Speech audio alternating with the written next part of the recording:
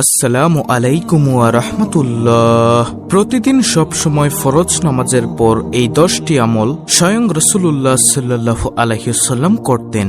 নবীজি সাল্লাল্লাহু আলাইহি ওয়াসাল্লাম করতেন, তাই আমরাও করব ইনশাআল্লাহ, কারণ আমরা হলাম আমাদের নবীজির উম্মত। নবীজি আমাদেরকে শিখিয়ে দিয়ে গেছেন কিভাবে আমল করতে হবে, কিভাবে দ্বীনের পথে চলতে হবে।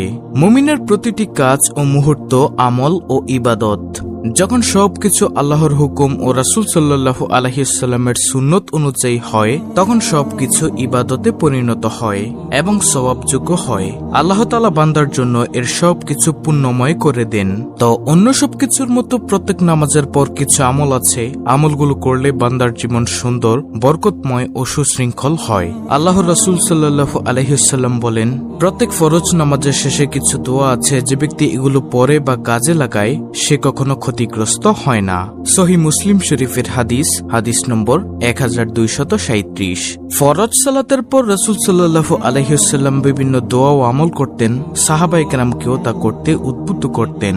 বিশুদ্ধভাবে বর্ণিত ফরজ নামাজের পর করা যায় এমন 10টি আমল নিয়ে আজকের আলোচনা হবে ইনশাআল্লাহ। দর্শক, ফরজ নামাজের পর রাসূলুল্লাহ সাল্লাল্লাহু আলাইহি ওয়াসাল্লাম করতেন এমন 10টি আমলের মধ্য থেকে নম্বর 1, সালাম ফিরানোর পর কিছুটা সশব্দে একবার আল্লাহু আকবার বলা।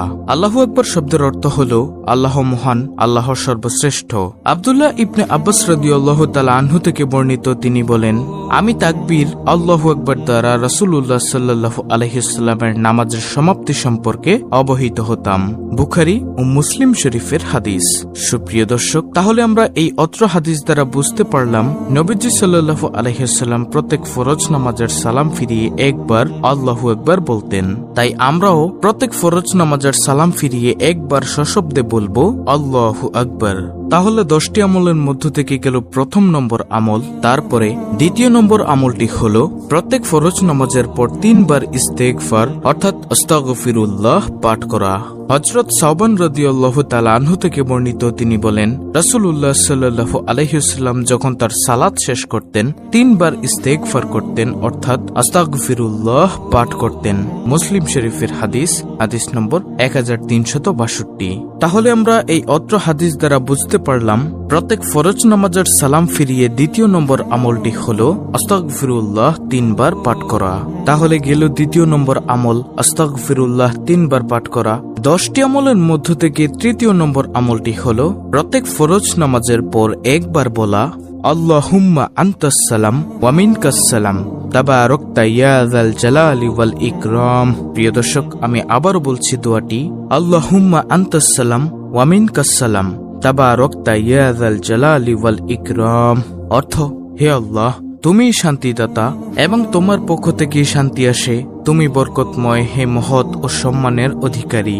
সাওবান রাদিয়াল্লাহু তাআলা আনহু থেকে বর্ণিত, রাসূলুল্লাহ সাল্লাল্লাহু আলাইহি ওয়াসাল্লাম যখন তার সালাত শেষ করতেন তখন তিনি এই দোয়াটি পড়তেন। মুসলিম শরীফের হাদিস নম্বর 1362।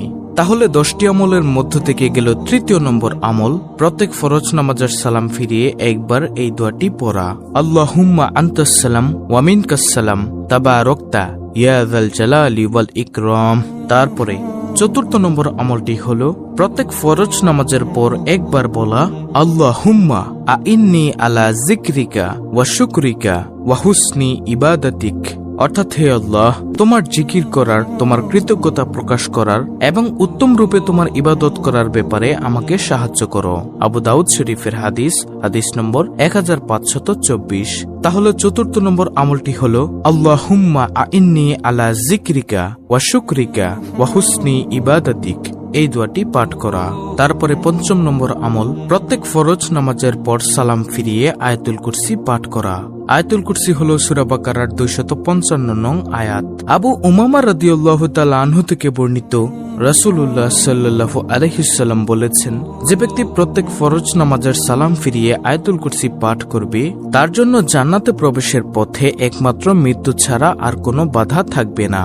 অর্থাৎ মৃত্যুর সঙ্গে সঙ্গে সে জান্নাতের আরাম আয়েশ ভোগ করতে থাকবে। ইমাম নাসাইর দিন রাত্রির আমল নম্বর 100। তাহলে গেল পঞ্চম নম্বর আমল আয়াতুল কুরসি পাঠ করা। তারপরে ষষ্ঠ নম্বর আমলটি হলো প্রত্যেক ফরজ নামাজের পরে একবার বলা লা ইলাহা ইল্লাল্লাহু ওয়াহদাহু লা শারীকা লাহু লাহুল মুলকু ওয়া লাহুল হামদু ওয়া হুয়া আলা কুল্লি শাইইন কাদির। অর্থ হলো আল্লাহ ছাড়া অন্য কোনো মাবুদ নেই, তিনি একক, তার কোনো শরিক নেই, রাজত্ব তারই এবং প্রশংসাও সব তারই, তিনি সব কিছুর উপর ক্ষমতাবান। মুগিরা ইবনু শুবা রাদিয়াল্লাহু তাআলা আনহু মুয়াবিয়া রাদিয়াল্লাহু তাআলা আনহুকে লিখে পাঠান যে রাসূলুল্লাহ সাল্লাল্লাহু আলাইহি ওয়াসাল্লাম সালাত শেষে সালাম ফিরিয়ে এই দোয়াটি পাঠ করতেন। বুখারী শরীফের হাদিস, হাদিস নম্বর 844। তাহলে ষষ্ঠ নম্বর আমলে আমরা এই দোয়াটি পেলাম। উপরোক্ত দোয়াটি লা ইলাহা ইল্লাল্লাহু ওয়াহদাহু লা শারীকা লাহু লাহুল মুলকু ওয়া লাহুল হামদু ওয়া হুয়া আলা কুল্লি শাইইন কাদির। এই দোয়াটি। সপ্তম নম্বর আমলটি হচ্ছে প্রত্যেক ফরজ নামাজের পর 3 তাসবির আমল করা। নবী করিম সাল্লাল্লাহু আলাইহি ওয়াসাল্লাম বলেছেন, যে ব্যক্তি প্রত্যেক ফরজ নামাজের পর 33 বার সুবহানাল্লাহ, 33 বার আলহামদুলিল্লাহ, 33 বার আল্লাহু আকবার বলবে, তার গুনাহ সমুদ্রের ফেনা পরিমাণ হলেও তা ক্ষমা করে দেওয়া হবে। মুসলিম শরীফের হাদিস, হাদিস নম্বর 1380। তাহলে সপ্তম নম্বর আমল হলো ফরজ নামাজের পর 33 বার সুবহানাল্লাহ, 33 বার আলহামদুলিল্লাহ, 33 বার আল্লাহু আকবার বলা। তারপরে অষ্টম নম্বর আমলটি হলো প্রত্যেক ফরজ নামাজের পর রাসূল সাল্লাল্লাহু আলাইহি ওয়াসাল্লাম আল্লাহর কাছে আশ্রয় প্রার্থনা করে বলতেন এই দোয়াটি, আল্লাহুম্মা ইন্নী আউযু বিকা মিনাল জুবনি ওয়া আউযু বিকা মিন আন উরুদ্দা ইলা আরজালিল উমরি ওয়া আউযু বিকা মিন ফিতনাতিদ দুনিয়া ওয়া আউযু বিকা মিন আযাবিল কবর। অত্যন্ত গুরুত্বপূর্ণ একটি দোয়া, আপনারা শিখে নেবেন। রাসূল সাল্লাল্লাহু আলাইহি ওয়াসাল্লাম আল্লাহর কাছে আশ্রয় প্রার্থনা করে এই দোয়াটি বলতেন। এই দোয়াটির অর্থ হলো, হে আল্লাহ, আমি ভীরুতা, অতি বার্ধক্য, দুনিয়ার ফিতনা ও কবরের আযাব থেকে আপনার নিকট পানাহ চাই। বুখারী শরীফের হাদিস, হাদিস নম্বর 2667। তাহলে আমরা এই অত্র হাদিস দ্বারা বুঝতে পারলাম ফরজ নামাজের সালাম ফিরিয়ে অষ্টম নম্বর আমলটি হলো আল্লাহর কাছে একটি দোয়া প্রার্থনা করা।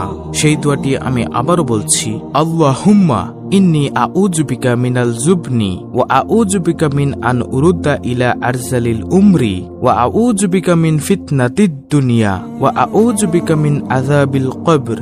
তারপরে নবম নম্বর আমলটি হলো ফজরের নামাজের পর 100 বার সুবহানাল্লাহ ও 100 বার লা ইলাহা ইল্লাল্লাহ বলা। রাসূল সাল্লাল্লাহু আলাইহি ওয়াসাল্লাম বলেছেন, যে ব্যক্তি ফজর নামাজের পর 100 বার সুবহানাল্লাহ ও 100 বার লা ইলাহা ইল্লাল্লাহ পড়বে, তার পেছনের সব গুনাহ মাফ করে দেওয়া হবে, যদিও তা সমুদ্রের ফেনা পরিমাণও হয়। ইমাম নাসাইর দিন রাত্রির আমল নম্বর 140।